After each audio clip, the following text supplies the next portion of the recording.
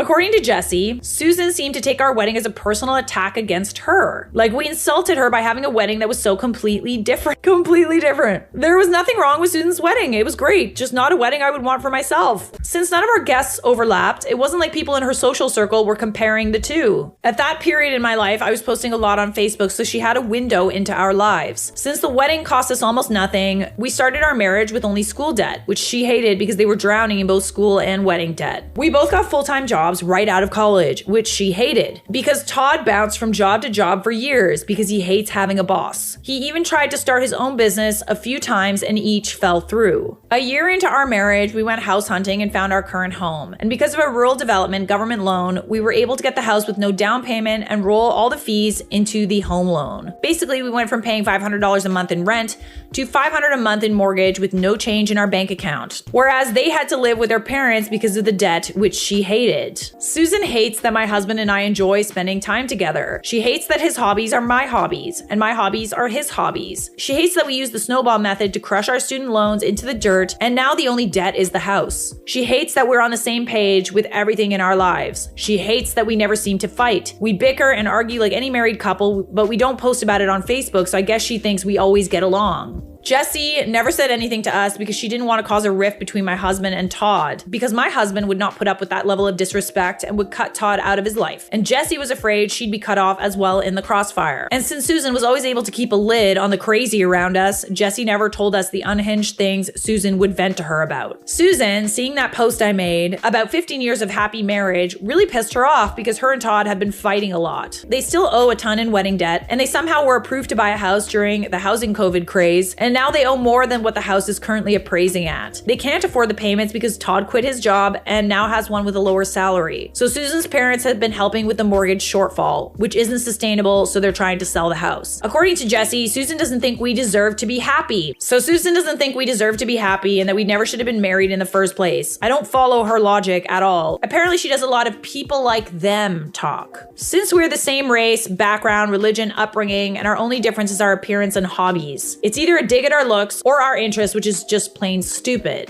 Jessie says Susan compares her marriage to ours all the time and Todd hates it. Part of me wants to block Susan from my Facebook so she can't see my posts anymore. Another part of me wants to go back to posting like I used to when I was in college and fill Susan's feed with my perfect marriage. At the moment, I've done nothing and we're waiting to see if Todd calls again about the Facebook post. If he does, my husband wants us to go with option B and start petty posting every day. So yeah, that's the stupid drama in my life. Thank you for letting me vent. Good day to all of you. The petty posting has begun. Todd messaged my husband this morning asking again for the Facebook post to be taken down. Instead, I added to Facebook